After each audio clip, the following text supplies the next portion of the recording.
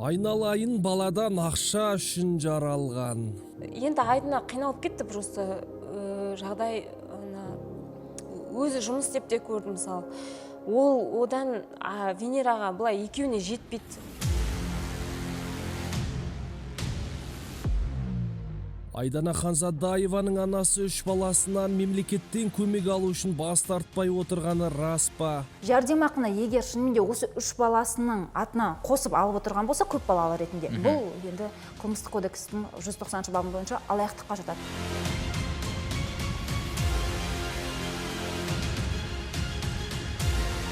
Келіншекке қатысты құжаттарды зерттеген заңгерлер тағы қандай ақиқатты айтпақ сәлден соң.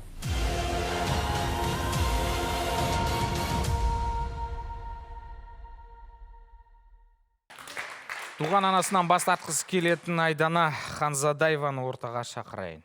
Айдана, кел.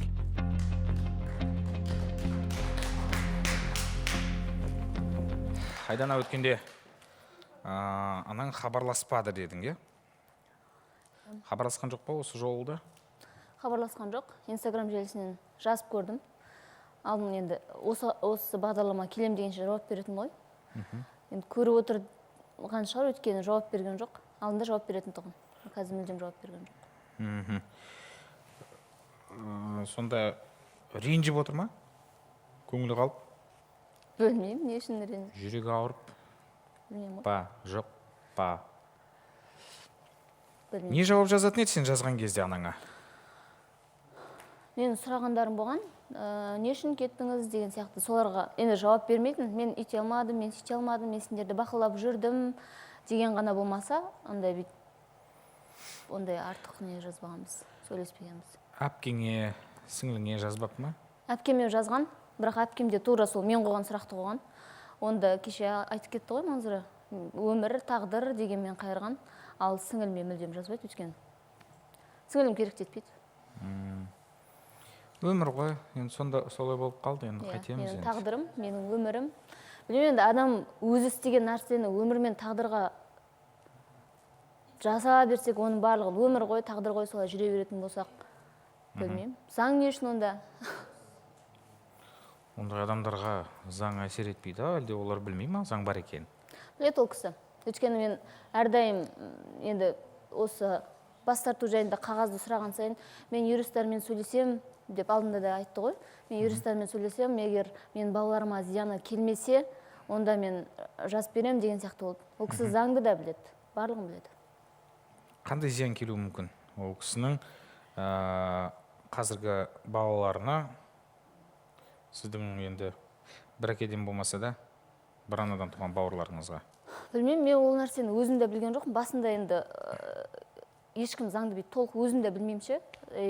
Сұраған кезде ан жақтағы балаларынан бас тартылады деген нәрсені айтқан. Көп адам солай айтқан тұғын. Одан кейін заңгерлерден осы жерге келген алдындағы заңгер кісіден сұрадым. Жоқ, ешқандай зияны жоқ деді. Бағдат деген заңгерлерден сұрадым. Бұл жайында біз бұл жайға тоқталамыз. Сіз анаңызбен, анаңмен сөйлескен, хат алмасқансыңдар, е? Соны оқысақ болады ма? Не айтты? Көрейік. Венера Манзураны да қарайсыз ба? Не мынау? 3-4 жыл, қараймын дейді. Понятно, бұл яғни сен жазып отырсың, е? Мен сіздің фотоңызды көрсем болады ма? Зачем? А нельзя? Я уже в возрасте и не такая, какой ты меня представляешь. Я даже никогда не представляла, потому что я вообще ничего не помню. Спасибо за прекрасную беседу. Как вы выглядели раньше? Ол кісі қазақша толық түсінді. Мен сол кеткелі Қызылордаға барған емеспін. Даже анамның жаназасына. Маған ол қазір қорқыныш... Ол қала қорқынышты. Ол қала қорқынышты сияқты. Маған сендерді сырттарынан қарап жүрген оңай ма? Оңаймен түсіндіре алмай тұрмын. Қазақша ше. Түсіндіре алмай тұрмын қызым. Қазақша дұрыс түсіндіре алмайын дейді. Мен сендерді сырттарынан қарап жүрген оңай чем сендерге беттеріңе келгенше дейді. Я боюсь своей совести, я не смогу посмотреть в прошлое, как бы ол өтті кетті қылып түсінесің ба? Өтті кетті қылып түсінесің ба? Вот говорю, все прошлое, это все уже никто не имеет права это обсуждать. Я боюсь, я не готова. А вы не бойтесь, что когда вы будете готовы, но тогда все будет поздно. Как твои родственники? Мен фото қоймаймын ешқашан, маған суретке түсу ұнамайды. Бұл мамаңыз жазып отыр, иә? Жақсы, рахмет, бір қалыпты болады. Мені қалай таптыңыз?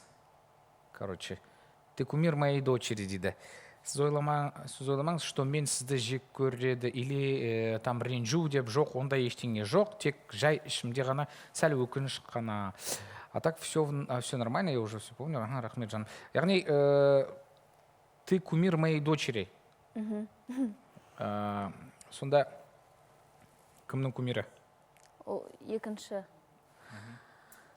күйеуінен туған балаларының кумирі екен. Мен тағы да бар тұғын, мен айтқан тұғын, сонда сіз ұялған жоқсыз ба, оларға мен туралы айтуға олар біледі ма дедім. Иә, олар біледі дейді. Бірақ ол қыздарынан біз тастап кеткенін қалай айтқанын білмеймін. Күйеуі бірақ қызғанады екен бізбен сөйлессе. Қорқам дейді сендерге қарай баруға. Әрқашан бақыт тілеп жүрем дейді. Бір түсінсе, бір түсінбейді. Елдің сөзінен қорқудың қажеті жоқ. Ел не демейді. Мен әрдайым сендерге бақыт тілеп жүретінмін, әрдайым тілеймін. Мен бәрібір қорқамын, мен смело емеспін. Қалай смело емес? Үш қызды қалдырып кеткен адам смело емес па не? Ойнапсыңдар сендер. Мен сол кеткелі Қызылордаға әлі барған емеспін. Даже анамның жаназасына оны оқыдық. Маған ол қала қорқыныш сияқты. Я безумно его любила. Мен осы жерде айтқанымда, папа екеуіңіздің араларыңызда не болды айтыңызшы деп сұрадым да. Бірақ ол кісі айтады, мен қазір секрет ашамын дейді саған. Сонымен қайсысы секрет айтады? Мен ол туралы жаман деп айтпаймын, бірақ большая обида бар. Соған между мной и папан арасындағы обида и все. Менде сол обида үшін өкінемін, ондай болмаса бәрі басқаша болар еді ғой. Кешіріңдер, басқа еш айта алмаймын. Егер саған қиын болса, менімен сөйлесу баяғыдай мені жоқ деп жүре бер. Извините за ваши слезы, за ошибку родителей платят дети. Жыламаш өтінем. Мен ана жерде айтқанмын, сіздердің араларыңызда обида болса, оған не үшін біз кінәліміз, не үшін біз жауап беру керекпіз. Ата-ана ретінде, ладно, сіздер бірімізбен ұрсыңыздар, бірақ не үшін балалар оған жауап беру керек деген сияқты сұрақ қойдым. Сол үшін жауап берген сөз ғой. Енді балалар жауап береді, жылама дейді. Енді жылама деп кезінде көз жасын сүртпеген, не үшін жай ғана жаза салу оңай ғой. Шындап келгенде. Ата-ананың қателігі үшін балалар жауап береді дей ма? Сонда ол кісі бүлдірді, жауап беру сіздерде. Мен қазір бір сырды ашам деп жаңа өзің айтып қалдың. Бір секретті ашам деп айтты дедің, не, қандай секрет екен, оны айтуға болады ма? Сол, мен де ойлаған бір күтіп отырдым, оны ше сырды ашам деді, бір сағаттан кейін бірақ жауап берді. Мен кәдімде бір сыры бар екен деп күтіп отырдым соткан бетіне қарап. Мен сенің папаны жақсы көрдім деді. Сыр. Папаңды жақсы көрдім. Мен сенің әкеңді, ол кісі әкесін жақсы көрген екен да, сол секретті, сол сырды ашып отыр. Қалай неге тастап кетеді? Өйткені сыр ғой ол. Сырды ашып отыр емес па? Сол сырды ашу үшін сондай жасаған да. Алла сақтасын.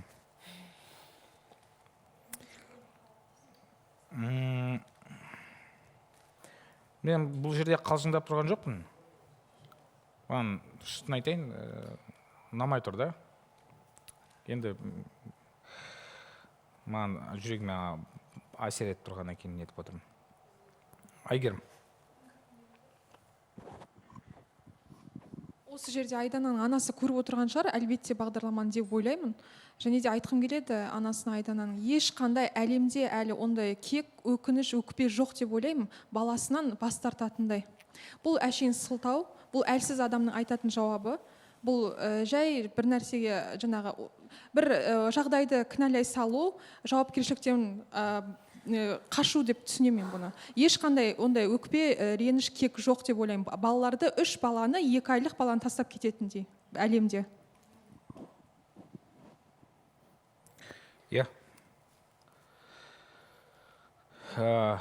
Жауапкершіліктен қашу болып тұр ғой бұл жерде. Хадиш апай.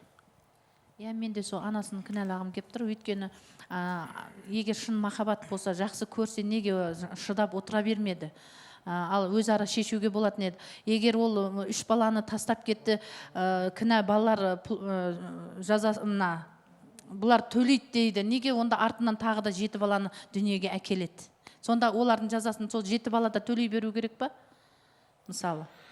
Мен бұл жерде таяқтың 2 ұшы бар дейді ғой. Мен Айдананың анасын ғана кінәлағым келіп отырған жоқ. Біз білмейміз, ол кезде болған жоқпыз. Мүмкін әкесі мен анасының арасында бір кикілжің болған шығар. Сонда қиын жағдай болған шығар анасының кетіп қалуына. Мүмкін ұрып соға бергеннен кейін 3 баланы қалдырып кетуіне мәжбүр болған шығар. Бірақ мен бір нәрсені түсінбеймін. Неге қыздардың туу туралы куәлігін қалдырып кеткен жоқ? Қыздар мектепте оқыды, қыздар дәрігерге көріну керек, басқа да жағдайлар бар. Оның барлығына туу туралы куәлік бәрібір керек. Не үшін анасы соны қалдырып кеткен жоқ? Айтыңыздаршы. Білім беру орындарында, мен мектепте оқыдың, Айдана, иә? Жеке куәліктің көшірмесімен ғана, былайша айтқанда, аға, көке, жәке, енді бір ауылданбыз ғой, қайтеміз енді, анасы жоқ, енді мен қыздарым білімсіз қалмасын деп, әкеңнің жүгіргені. Солай ғой? Папа қайтыс болардан 1 жыл бұрын алдын ғана дубликат жасаттық. Оған дейін сол көшірмемен жүрдік. Ол көшірмені бірнеше қып істеп алдық, әйтпесе жоғалып қалса. Біреуге беру керексің, ол көшірмесін істетіп. Оның түсі де өзгере береді ғой. Қарайып. Атымыз өзгеріп Бұлай ғой, мен де бір түсініспеушілік болып тұр да. Бір нәрсені түсінбей тұрмын. Неге оқу орындарында, мектепте, мысалы, мектепке апарды ғой ата-аналарың, неге сол кісілер іздестірген жоқ, неге сұрақ қойған жоқ? Не үшін көшірмемен келіп тұрсыңдар? Бұлай болмайды ғой, анасын іздеу керек. Құзырлы органдарға ма, полицияға ма бір жаққа айту керек еді. Мынау қыздарды жарайды біз аламыз, бірақ туу туралы куәліктің жоқтығы бұл қалай? Көшірмемен қашанғы жүреді? Ертең құжат алу керек. Қыздар кәмелеттік жасқа жақындап келе жатыр. Әкесі кетті, мейлі. Жоғары оқу орнына түсті. Ол кезде жеке куәлік алдыңыз, иә? Жеке куәлік, туу туралы куәлікті папа алып берді ғой ол кезде уже. Ал әпкеңізге, сіңіліңізге? Оған да үшеумізге бірдей алып берді ғой. Бірдей алып берді ме? Алып беріп үлгеріпті. Иә. Қайтыс болғаннан 1 жыл бұрын. Қанша жерден болса да шынымен заңды өте басты ғой, иә. Былай қарағанда мен кішкене немерелеріме доверенность алу үшін оригиналы керек болды ғой, жаңа түпнұсқасы. Барып құдағидың үйіне түпнұсқасын алып, оның мамасын ертіп барып, оның анасы болмаса да болмайды. Апарып нотариустан доверенность алдық. Бұл жерде қалай істеген білмеймін, осы 20-ға келгенше білмеймін, қалай метркен копиясымен жүру. Қай жерге барсаң да қазір түпнұсқасын апарасың ғой, онсыз болмайды. Түсінбедім, ол заң өте белшеден басып кетті деп ойлаймын да. Әкелеріңе рахмет. Қалай сөйлесті, қай жаққа барды, не берді, не айтты, бірақ жеке куәлікті қолдарыңа ұстатып кетіпті. Не болса да. Иә, ол жақсы. Абай аға. Рахмет, Тахир мырза. Мен осы жерде мен жаңа айтып кетейін деп едім, бізде кейіпкер болған Жанар деген, 4 қызын тастап кеткен. Енді мен ешқашанда көкек аналарды мен жақтамағам, жақтамаймын да. Енді мен осы жерде айтып кетейін деп едім енді. Жаңа баламды көруге барғанда ер адамды 18 рет қамалады. Просто так барған үшін. Ал енді бұл жерде 11 жыл тастап кетіп, сонда бұл кісілердің сұрауы жоқ па, жоқ нелері жоқ па деп отырмын да енді. Сонда әйел адамдарды жазаға тартуға бола ма, жоқ болмай ма? Енді осы жағына мен, конечно, мен қолдап кетемін, Айданан. Ал енді осы Көктиваға шыққанда мен айтып едім сізге, Тахир мырза. Мен айтқам, осы 20 жасымда мен қызымның тұрған үйінің шаңырағын шайқап кеткен деп, мен әке шешесі деп айтпаймын, тұрған үйінің шаңырағын шайқап кеткем. Сол кезде мен осы уақытта мен диванда отырып, мен қазір болса сол жағдай, мен басқалай жасай едім деп. Ал қазір бұл қыз жас. Енді ертең күні бұл қыздың енді қазір ашушылыққа салып, бір 10 жыл, 20 жыл, 30 жыл өткеннен кейін қап мынаны істегенім ай деп қалмасын деп соны нетіп отырмын да. Рахмет, Тахир мырза. Ана 7 балаға кесір тиіп кетпесін деп отырмын. Оны мен де айтып жүргем, каждый раз айтам ғой, жеті баласы, ол ан жақтағы балаларына кесірі тимесінші деп. Адвокаттардан да барлығынан айтқан сайын айтам, балаларына кесірі тимесін деп. Қандай жағдай Балалар жақсы ғой, бірақ ол балалар сізді ойлай ма екен? Ол мен үшін маңызды емес, ол баланың кінәсі жоқ. Керемет, жақсы жауап. Ержан. Я қарындасым, енді сен анаңның істеген істеме, мына ютубта бір Гүлмей Комментарий. Ира деген кісі жазыпты да, бір шындық жазыпты, бұл ақиқатта. Айтып берейін. Айналайындар, ал шындық керек болса айтайын. Олардың әкелері жер айтып бармасын.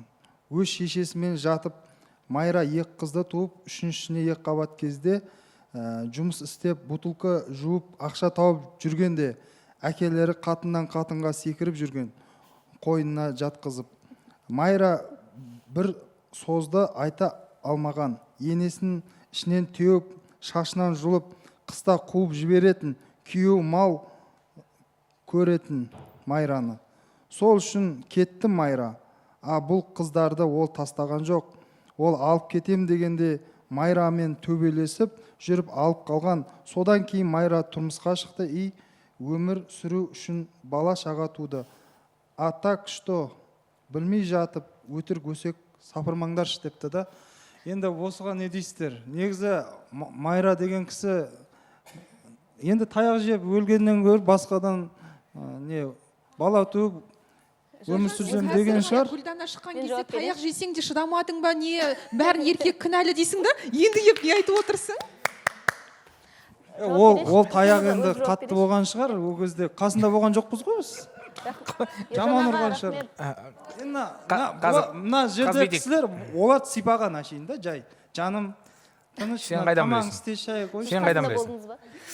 Гүлдана, айтарыңыз бар ма осы қазір Ержанның оқығанына, айтқанына қарап? Айтарым баршы, мен бұл кісіні мүлдем түсінбеймін. Жаңа айтып кеткем ютубта. Бұл кісіні емдету керек сияқты. Өзі не айтып атқанын өзі білмейді шынымен ше. Адам бірдеңені айтқанда сәл-сәл ойлану керек. Мен не айтып атырмын?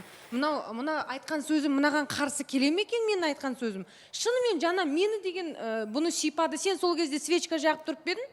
Сипады ма, ұрды ма, или болмаса мен бір нәрсе түсінгенім, Ержанның сөзіне мән бермеу керек. Пәтуасыз да, Ержан бір нәрсе жаман айтты деп күйініп, жақсы айтты деп сүйінбеу керек. Жақсы, қазір енді Айдананың өзі жауап берсін. Айдананың өзі жауап берсін. Ержан аға, мен сізді танымаймын біріншіден, иә? Бірақ ер адам ретінде сыйлаймын. Өйткені әкем солай тәрбие берді. Жауап берейінші, иә, бірінші тыңдап алыңызшы, өтініш. Ер адам ретінде сыйлаймын біріншіден. Мен сізді мүлдем танымаймын. Өйткені әкем сондай тәрбие берді. Ер адамды қандай жағдай болсын, ол кім болсын, сен үлкен болсын, кіші болсын, сен сыйла деп. Сондай тәрбие берді. Ағамсыз ғой, ағам деп айтайын. Әрбір қазақтың ер азаматы менің ағам. Иә, біріншіден сыйлаймын. Комментарий, ол комментарийді мен де оқыдым. Қызғалдақ өтініш. Ол комментарийді мен де оқыдым, бірақ сізге бір нәрсе айтайыншы, жарнама уақытыңызда комментарийді бірінші сұрақты соны оқып, маған қоймас бұрын бірінші өзіңіз бір қайталап оқып алсаңыз, иә? Ешеме емес, иә? Ол жай ғана сіз жаңа айтып жатсыз, ол жерде айтып тұр, шындық. Мен алдында да айтып кеттім, ютубтан тағы қайталап көрсеңіз деймін. Әкем мен анамның арасында қандай жағдай болса да, не үшін бала кінәлі болу керек? Не үшін бала жылау керек? Бір. Ладно, әкем өлген кезде мен кешірім сұрадым. Если әкем екеуіңіздің араңызда қандай да бір жағдай болған болса, бітті, әкем қайтыс болды, татуласайық дедім. Келген жоқ. Әжем қайтыс болды, атам қайтыс болды. Жаңа айтып тұр ғой, мен атамнан үйтті, әжемнен үйтті, жұмыс істеді. Кім жұмыс істемейді? Кім істемейді жұмыс? Істесін. Бала-шаға бағу керек, папа да істеу керек, мама да істеу керек. Дұрыс қой. Ладно, қандай жағдай болса да, ана мен әкенің арасындағы нәрсеге бала жауап беруге міндетті емес. Біріншіден. Жаңа айтып тұр ғой, көрсетпеді, үйтпеді, бүйтпеді. Жоқ, тілхат бар, мен жібергенмін. Көрсетіңізші. Ол тілхатты сендер неше жаста болғансыңдар әкелерің жазғанда? Ол жерде жазылған 2005 жыл деп. 2005 жыл жазған ба? Тілхат, мен Шегебаев Омарбек. Жеттем ғой мен. Ханзадаева Манзура, Ханзадаева Айдана, Ханзадаева Венераны бұрынғы анасы Үргеншбаева. Үйгеншбаев Баева Майраның Үргенішбай, көргісі келетін. Көргісі келген келген уақытта кездестіруге қарсы емеспін. Тілхат иесі 18.01.2005 жылы. Сонда 7 жастамын мен бұл кезде. 7 жаста болғансыңдар. Тілхат бар, рұқсат бар, келіп көріп тұруына, бірақ келген жоқ. Бұл тілхатты кімге жазып берді? Енді сұраған ғой. Аналарың өзіне жазып берген ба? Егер көрін келсе, келіп көруіңе рұқсат берем деген сияқты. Енді біз папамызда қалдық қой. Сол кезде енді бір жақтан істеу үшін тілхат жаздыру керек болған міндетті түрде. Сол себептен папам тілхат жазып берген, рұқсат берем деп. Бірақ бұл тілхаттың ешқандай күші де маңызы да болмаған ғой, былай келгенде. Өйткені 2005 жылдан қазір нешінші жыл? Қазір 2020 жыл, 2020 жыл. Иә. Ержан, бұл жаңа сен оқыдың ғой, өлең оққанда қылыпша. Соған беріліп жатқан жауап. Рұқсат бермек түгіл тілхат жазып берген. Мәні қолын қойып, кез келген уақытта, көргісі келген уақытта келсін, көрсін, қарсы емеспін, рұқсат деп жазып берген. Жоқ, сіз жаңа айттыңыз ғой, ұрса сонда қаттырақ ұрса кетсе, сен артық ештеңе айтпайсың. Ол дұрыс демек кеткені. Қазір бізге қоңырау шалып отырған көрерменіміз бар екен, есімі Алия, Шымкент қаласынан. Тағдырласың ау деймін. Тыңдайық. Алло, Алия, сәлематсыз ба? Алло, саламатсыздар ма? Сәлематсыз, мен Айдана қызға айтайын деген едім. Менің де басына сондай өткен, бізді де тастап кеткен шешеміз. Тастап кеткен себебі көз алдымызда өткен. Себебі әкеміз бізге тиіспейтін тұғын, бірақ шешеміз ұра беретін тұғын әбіршіп кеткен. Сонымен анамызды әкетіп қалған мамасы. Сонымен енді қазір менің анам одан кейін тұрмысқа құрды, одан кейін ол тұрмыстан ажырасып кетті, ешқандай бала болған жоқ. Енді қазір біз екі ағайындымыз, ағам мен мен. Қазір енді анамыз қолымызда, Құдайға шүкір, өте жақсы, татумыз. Онда ешқандай өкпе ренішіміз жоқ. Бұл қызға айтарым, ешқандай өкпе реніш болмасын анаға деген. Ананы разы қылу керек. Сосын мынау қыздарға да айтарым, мәдениетті болсаңыздаршы депші. Тек қана жақсы нәрсені ойлаңыздар. Бұл жерге келіп алып, мен ойлаймын, бұл жерге келген қыздардың барлығы дайынға дап болып үйреніп қалған секілді да. Еңбек ету керек адам деген кішкене. Мен өзім де жалғызбасты анамын. Ажырасуға бел будым ба, мен ешкіммен соттасқан да жоқпын, дауласқан да жоқпын. 2 жыл тоқтамай, мына Сандуғаш айтады ғой, 2 жыл тоқтамай мен күні-түні жұмыс істедім деп. Сол секілді тоқтамай өзім жұмыс істеп, өзім квартира алып, өзімді өзім Бәрекелді, жақсы. Анамды да қамтамасыз етіп отырмын. Алия, демек қазір аналарыңыз сіздердің қолдарыңызда, иә? Иә. Жақсы. Қанша жылдан кейін аналарыңызды қолдарыңызға алдыңыздар? 13 жылдан кейін. 13 жылдан кейін. Бәрекелді. Жақсы, бірақ жақсы, рахмет, сау болыңыз. Ойыңызға, пікіріңізге көп рахмет. Ал Айдананың анасының қазіргі жолдасынан 7-8 баласы бар. Сіздердің бірақ ойларыңыз жоқ, аналарыңызбен татуласу, аналарыңызды. Татуласқым келді ғой? Иә, татуласқыңыз келді. Татуласым. Не жаздыңыз? Өзі дұрыстап отырып айттыңыз ба, түсіндіруге тырыстыңыз ба? Айналайын, осындай жағдай деп. Мен хабарласып айттым. Татуласайық. Папа қайтыс болды. Бірінші бағдарламадан бері қайталап келе жатырмын осы нәрсе. Папа қайтыс болды. Не болғанын білмеймін. Татуласайық, бәрін ұмытайық дедім де. Жаңағы негізі Инстаграмда жазғанда ең басында ол кісіге айтқам, мен уже есейдім, ешқандай, мен ол кезде жалғыз тұратын едім да, сіңілім Қызылордада болатын. Ешқандай өкпе реніш жоқ, барлығын уже түсінем деген сияқты. Өйткені менің әпкем өзі мама болған екен, айтты ғой, 2 қызым бар деп. Ешқандай өкпе реніш болмай қойсын, ертең мама болғасын түсінесің сен де деп айтты, бірақ ол да ішінде бар екен да, өйткені әпкемнің де екеуінің, мамамыз екеуінің жазған несін көрген кезде, уже әпкем бізді алдау үшін, бізді кекс тамасын, ренжімесін. Сол үшін ғана бізге сол айтқанда, бірақ мамамызға сөйлеген кезде, не үшін тастап кеттің, айтшы деген сияқты не істеген, сұрақ қойған. Әпкем бізді жұбату үшін, бізді кек сақтамай солай өссін деп. Аналарыңыздың жауабын айтты ма? Айтқанда мен өзім естідім. оның бәрі өмір, тағдыр, өмір солай болды, сендер оны түсінбейсіңдер деп. Жай сөйтіп айта салды ма? Иә, сосын одан кейін әпкемнің де жауабы бар. Мен сізді ойлағанмын, бір қиналып жауап береді-ау, осындай болды деген сияқты айтатын шығар деп ойлағанмын, бірақ өкінішті, жай ғана тағдырға, өмірге жауап қойғаныңыз. Егер олай тағдырға жаба берсек, өмірге жаба берсек, өмірдің не күнәсі бар былай келгенде деген. Өзің түсіндірген кезде саған анаңның берген жауабы бар, иә? Аналарыңның берген жауабы бар ғой?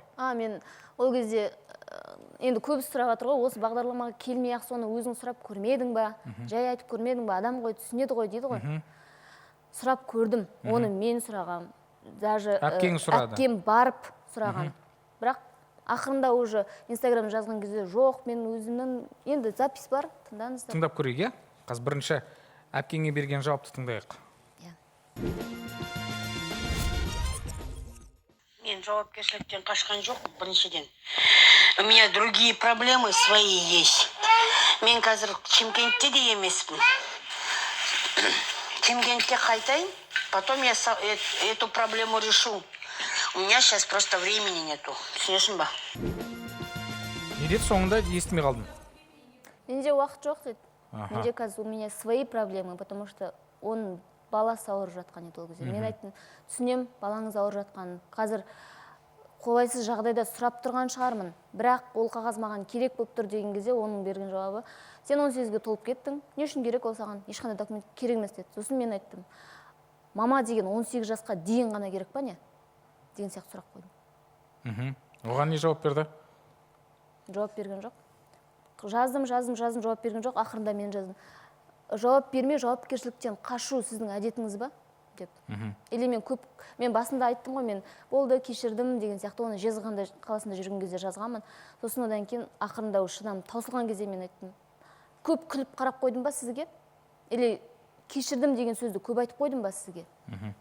Болды ғой, жауапкершіліктен қашпай, үлкен адамша сөйлесейік та деген сияқты айтқан кезде, у меня свои проблемы есть, у меня сейчас доча болеет, анау да мынау, короче, сондай сөз айтты. Түсінікті, әпкеңе берген жауабы да бар, иә? Иә, не үшін тастап кеттің дегендегі жауабы. Жақсы, ол нені сәл уақыттан кейін тыңдайық. Айгерім Ұзақбай. Тахираға рахмет сөз бергеніңізге.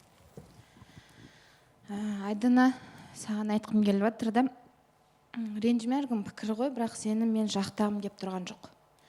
Өйткені менің тез айтып кетейін, туысқаным шешемнің ағасының да 3 қызды бағып, тура сендер сияқты. Даже біреусі ұл, 4 баланы жалғыз өзі бағып өсірген, сонда кішкентай вообще 8 айлық болып қалғанда. Ол кісі де кетіп қалған. Қазір олар өсіп, жетілді, мысалы әкелері бақты, қақты, бағып жететін жерін жеткізіп, қайтыс болды ол кісі, мен нағашы ағам.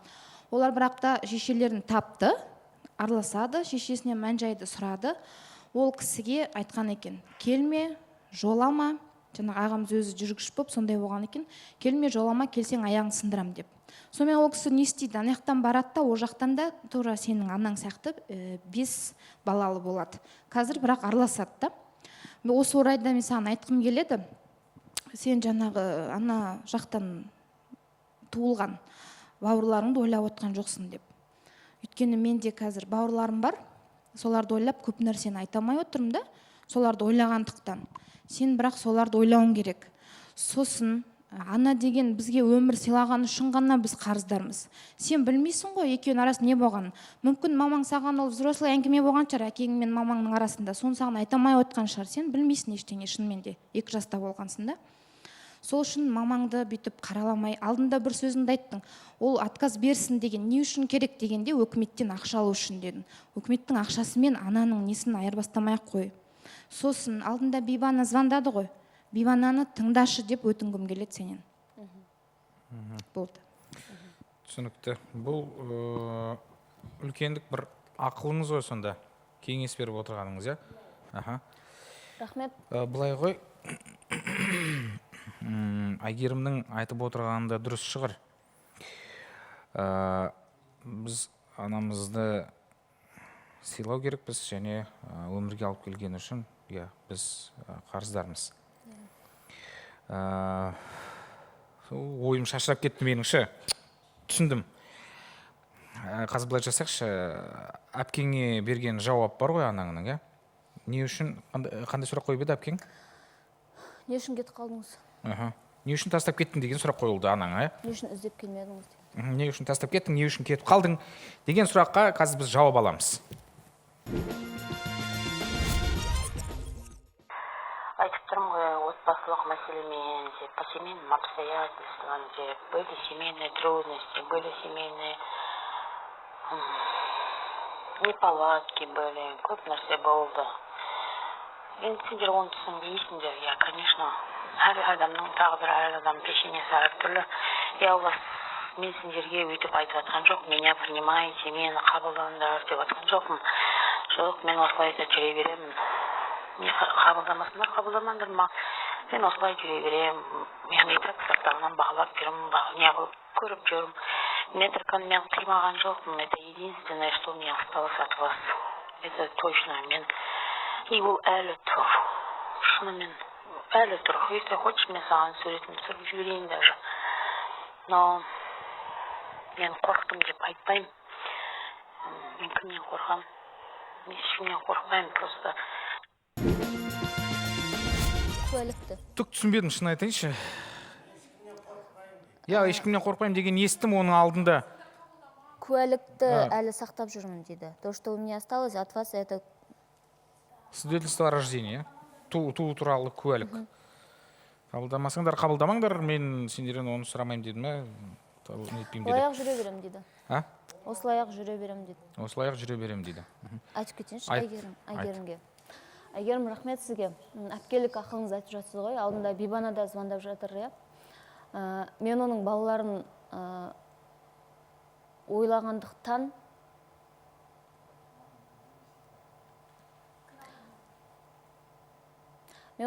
ойлағандықтан әрбір заңгерден, сөйлескен заңгердің бәріне сұрап жатырмын. Егер маған отказ берсе, сізден де сұрадым, Тахир мырза, есіңізде ғой. Егер маған отказ берсе, балаларына кесірі тимейді ма деген нәрсені әлі сұрап келе жатырмын. Келген заңгерден, может, мына заңгер басқаша айтатын шығар, может, мынаусы басқаша айтатын шығар деп, барлығынан сұрап келе жатырмын. Бибана да айтты, іс қозғама, ешқандай нәрсеге барма деп. Мен әлі екі ойлым, Тахир мырза. Сізге берген әдем бар. Істі до конца жүргізем, до конца алып барам, аяғына дейін барам деген. Әртүрлі адамдардың да айтқаны бар, анаңды кешір, ол сенің өмірге әкелді ғой деген. Бірақ менің әкемнің іш құса боп. Айдана? Сұрақ қойғыңыз келіп отыр ма? Қойыңызшы. Беріңдер микрофонды.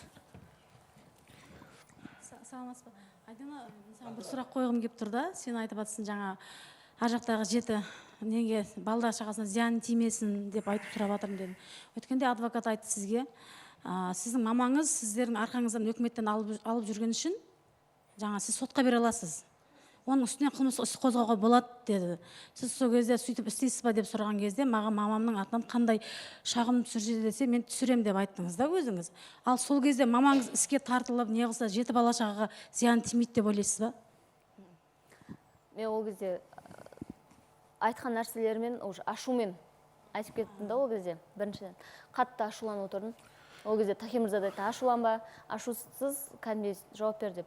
Ол кезде ашуланып отырдым. Ол кісіні қылмыстық іске аппаратында емес, бірақ енді өзім де білмем дәл қазір не істеу керек екенін. Өйткені жан жақтан келген сөз, одан берген уәдем, істі до конца жеткізем, аяғына дейін жеткізем деген нәрсенің барлығы дәл қазір өзім де түсініп жатқан жоқпын. Не істеуге болады, қалай болады? Соны мен өзім ойлаймын, өзім пікірім, мамаңды істі ол жаңағы неді артынан қылмыстық іс қозғалмай қойса деп ойлаймын да өзім енді. Мүмкін оған дейін барма. Айдана, қара. Жарайды, уәде бердің, соңына дейін жеткізем деп. Жақсы, маған ұнап отыр сенің соңына дейін істі жеткізем деп айтқаның. Яғни уәдеңде тұрамын деп айтып отырғаның ғой. Бірақ мен айттым екен деп, мен қаламаймын сен анаңды қандай да бір қылмыстық неге жауапкершілікке тартқаныңды. Бұл менің жеке өзімнің ойым. Бұл менің ойым. Ал сенің ойың қандай екенін мен білмеймін. Ең бастысы анаңа кек сақтама, анаңа деген ренжуің бар болса, одан арылуға тырыс. Өйткені қандай болмасын, ата-ананың өткен өмірін біз талқылауға немесе обсуждать дейді ғой орыстар, нетуге біз талқылауға біз міндетті емеспіз. Яғни ол біздің құзырымыздағы нәрсе емес. Біз дүниеге алып келді, ең бастысы, сен ең бастысы қол аяғың сау, өмір сүріп жүрсің. Сол нәрсені ескеру керек. Түсінікті ғой? Ал қалғанын өзің енді ойлап, ақылың бар қызсың ғой, өзің ойлап, өзің шешерсің. Қазір енді біз ортамызға осы сенің мәселең бойынша білікті заңгер шақырып отырмыз. Отбасы істері бойынша тәжірибелі заңгер Бағдат Амандосұлын шақырайық. Бағдат аға, ассалауму алейкум. Алейкум салам. Қош келдіңіз тағы да. Саламатсыздар. Жарасыңыз. Аға, Айдананың ісімен таныстыңыз, е? Білесіз, шет жағасын барлығын. Не істейміз? Айдана, енді Айдананың қалауы, Айдананың өткенде алдыңғы бір эфирде айтқаны. Неге біз 20 жыл қиналдық? Неге ол кісі жайбарақат жүру керек деді. Ал мен байқадым, мен ақырындап ой өзгеріп жатқан сияқты. Алғашқы талабы бойынша заң жүзінде бар ма? Не істей аламыз біз? Біріншіден, құзырлы органдарға бұл мәліметті жеткізу керек. Нақтырақ айтқанда, ол Қызылорда қаласының халыққа қызмет көрсету орталығына, әкімшілігіне, Қазақстан Республикасының еңбек және халықты әлеуметтік қорғау министрлігіне және мектепке. Сауалдар әртүрлі болады бұл жерде. Мектепке болғанда бұрын оқыған мектебіне? Иә, оқыған мектебіне. Яғни, ол мектептен біз келесідей ақпаратты алу керек. Мынандай азаматшалар осындай жыл аралығында мынандай мектепте оқыған. Оқу барысында класс жетекшісі кім? Анықталған болса, ата-аналар жиналысына кім қатысты? Тәрбиелік өміріне, балалардың өсуіне белсенді түрде кім араласты? Осы ақпаратты жинау керек. Мен ойлаймын, мектеп директоры анасы туралы ақпарат бере ме, бермей ме, мен білмедім, бірақ егер қатыспаса, олар қалай болды, солай жауап береді. Бір. Екіншісі, сосын мына ол Шымкентте тұрып жатыр деп естіп жатырмын, мен. Сол Шымкент қаласының жаңағы әкімшілігіне хабарласу керек. Ол жақтан ақпаратты алу керек. Мынандай азаматша мемлекеттен қандай жеңілдіктер алып жатыр? Себебі қанша бала қазір? 10 баладай сіздерді қосқанда, 10 баладай 10 баланың көп балалы ана ғой ол. Көп балалы ана ретінде әр балаға қандай сума көлемінде жәрдемақы алып жатыр. Мемлекеттен қанша жыл аралығында алып жатыр, қандай құжаттар тапсырды, осы мәліметтерді алу керек. Ресми түрде сұраныспенен. Сосын мына айтып кеттім ғой, жаңа Қазақстан Республикасының еңбек және халықты әлеуметтік қорғау министрлігі. Осы мәліметтерді жинап болғаннан кейін хат жазу керек. Осындай оқиға орын алды. Мына балалардың балалық шағында анасының анасы қатыспаған тәрбиесіне, жәрдемақы алуға мынандай құжаттар берген, хаттар бар, осыған байланысты шара қолдануыңызды сұраймыз деп. Тиісті министрлік не істейді? Ол кісіні табады, оған хабарлайды да, мен ойлаймын, полицияға, егер бұл жерде қылмыстың белгілері болса, бұл жерде Қазақстан Республикасының қылмыстық кодексінің 190-шы бабы, бұл алаяқтық деп аталады. Алаяқтықтың белгілері болса, онда құқық қорғау органдарына жүгінеді. Қылмыстық іс басталса, ол жерде мынандай талап болуы мүмкін. Ақшаны алдың ғой? Алдың. Сол ақшаларды қайтарасың, қылмыстық іс қысқартылады. Қайтармасаң, ары қарай қылмыстық іс жүреді, тиісті заңмен белгіленген жазаңды аласың. Оны сот шешеді. Осылай болады бұл, менің ойымша. Бағдат мырза, осы жерде сұрақ туындап отыр. Айтайық, 18 жыл ма мейлі 15 жыл алған болсын мемлекеттен көмек 3 бала үшін, бірақ аналық ешқандай өзінің міндетін атқарған жоқ. Ол ақшаны қайда қайтарады? Мемлекетке қайтарады ма? Әлде қыздарына, енді мемлекетке қайтарады, ол ақша қайда кетеді? Қыздарына беріледі ма, жоқ па? Мемлекетке қайтарылады ол. Мемлекетке қайтарылады. Кім берді, соған қайтарылады. Ал қыздарға ешқандай бір тиынды берілмейді ол сомадан. Қыздарға бұл жерде берілмейді, себебі бір нәрсені білу қажет. Некені бұзған кезде сіздер сотқа жүгінесіздер. Кәмелетке толмаған бала болса, кәмелетке толмаған бала болмаса, ол сотқа жүгінудің қажеті жоқ. Некені бұзу туралы. Некені бұзған кезде естеріңізде болсын. Екі талап қойыңыздар. Бірінші, некені бұзу, екінші, кәмелетке толмаған баланы тұрғылықты жерін анасымен немесе әкесімен тұруды, нақтылауды сұрау керек соттан. Екі талап болса, сонда сіз айталасыз. Балалар соттың заңды күшіне енген шешімі арқылы менімен тұрады балалар. Яғни осы кезде ана алынған жәрдемақылар бар ғой. Енді бұл жерде толық емес отбасы болып тұр. Жәрдемақылар бұндай болып жаңағы қателікпенен қалай айтсам болады? Қателікпенен жіберілмейді мемлекет тарапынан. Алынған жәрдемақылар. Егер орнын тапса, дәлелін тапса. Мен білмеймін, қазір соттың шешімінде нақты балалар кіммен тұруы нақтыланған. Бірақ мен бір айтып кететінім сізге, анасыз қазіргі кезге дейін өмір сүріп келе жатыр. Өмірде әртүрлі заттар болады. Сіздің атаңызға, әжеңізге осындай тәрбие беріп, бұзылмай білім беріп, Қазақстанның кәмелетке толған азамат ретінде өсуіңізге, әжеңізге, атаңызға үлкен рахмет айтқым келеді. Себебі әртүрлі жағдайлар көп, анасыз өсу оңай емес, ата-анасыз өсу оңай емес, бірақ осындай нәрсе бар.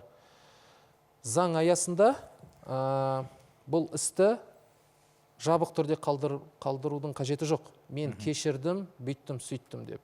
Себебі анасы құжаттарды алып, баланың тәрбиесіне қатыспай, мемлекеттен осындай жәрдемақы аламын деп мемлекетке тапсырған кезде, оның пиғылы қандай болды? Қандай болды пиғылы? Теріс болды оның пиғылы. Теріс пиғылмен тапсырды. Ол түсінді оны ұғынды ол. Қандай салдар болатынын ол білді. Түсіндіңіздер ғой? Әдейі істелген, бір қысқаша сөзбен айтқан кезде, бұл әрекет әдейі істелген. Қасақаналықпен. Сондықтан заң аясы осындай. Егер расында да алаяқтық фактісі анықталса, онда ол кісі қандай жазаға тартылуы мүмкін? Бағдат мырза, Айдананың бізге басында келгенде айтқаны, анамды заң жүзінде анамнан бас тартам деген. Яғни ол кісі бұл мен үшін жоқ. Бірақ қандай да бір құжаттарда бәрібір болады ғой, анасы деген графада анасының аты жөні тұрады. Сол нәрседен сол нәрсені алып тастағым келеді дейді. Баланың туы туралы куәлігінде нақты әкесі, шешесі көрсетіледі. Ол жерден сіз ала алмайсыз. Мен анамды алып тастаймын, әкемді алып тастаймын деп. Бар, сот арқылы алуға болады. Егер әкесі биологиялық әкесі болмаса, яғни шын рас биологиялық әкесі болмаса, онда оны алуға болады, өзгертуге болады, тағы да басқа. Бұлай алынбайды ол.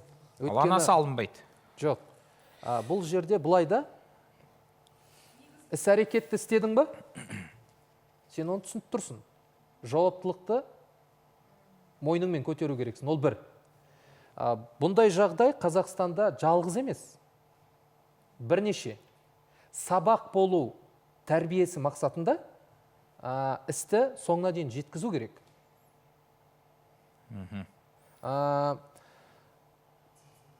Тағы бір мәселе. Жаңа айтып жатыр.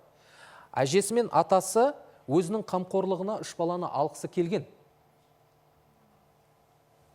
Мамасына, анасына жүгінген.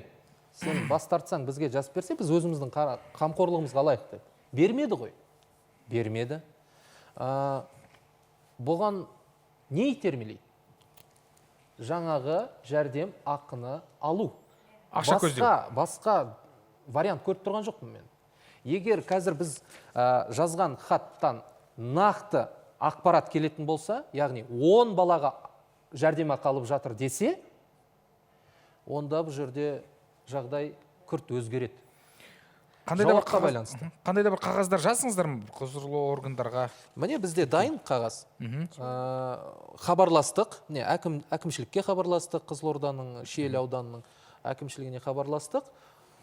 Өзіміздің қолымызда не келеді, сіздерге барлығын көмектесеміз, көрсетеміз деп жатыр қазір. Осы. Біркел демек, алғашқы қадамдар бар. Алғашқы қадамдар бар. Бізде іздестіру процесін бастағанбыз. Тағы бір айтып кететін мән-жай бар.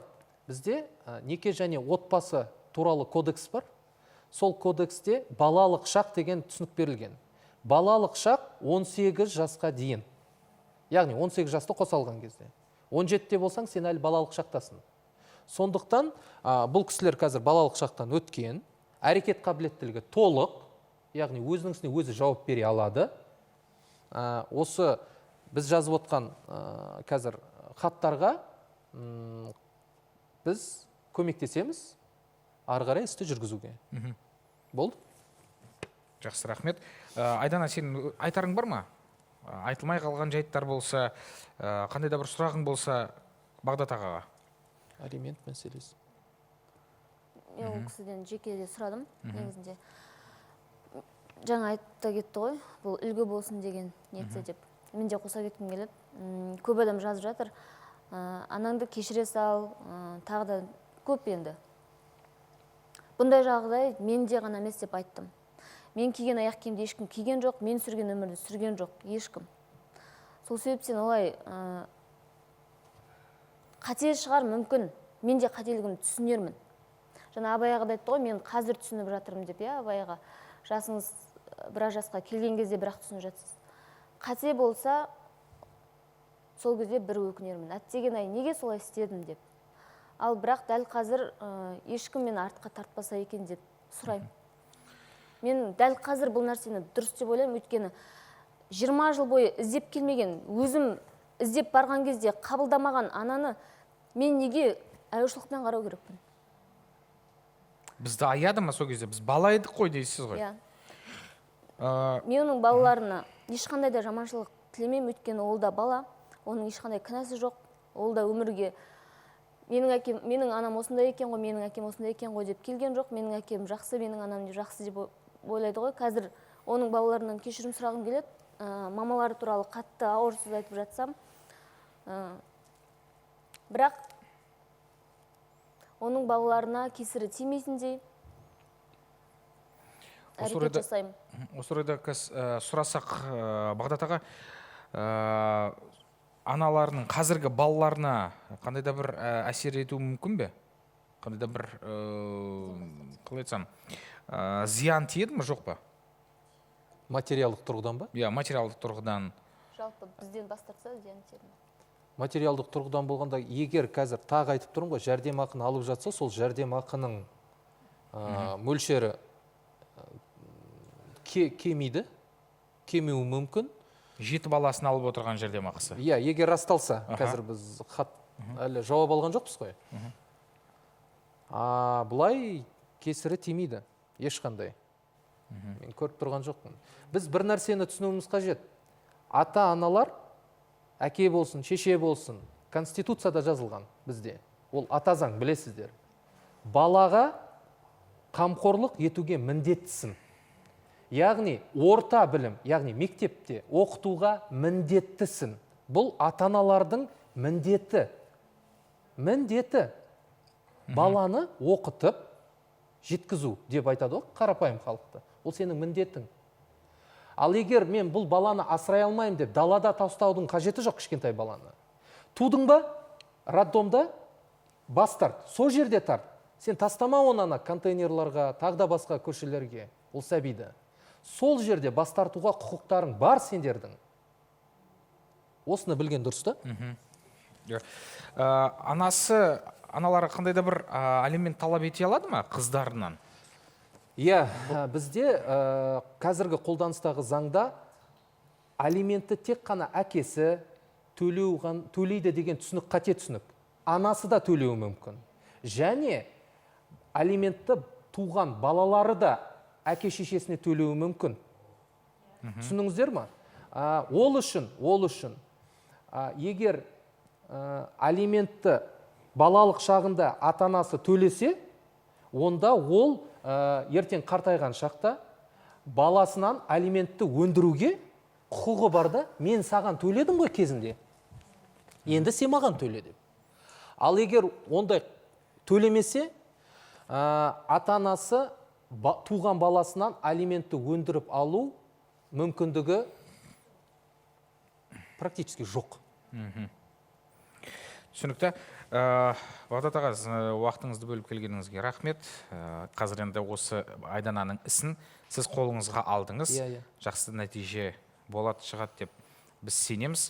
Әзірше сіздің уақытыңызды ұстамай, мен сізді студиядан шығарып салайын онда, алдағы уақытта жолығамыз. Көп рахмет сізге. Аман болыңыз, хабардамыз. Айдана, сіз орныңызға жайғассаңыз болады.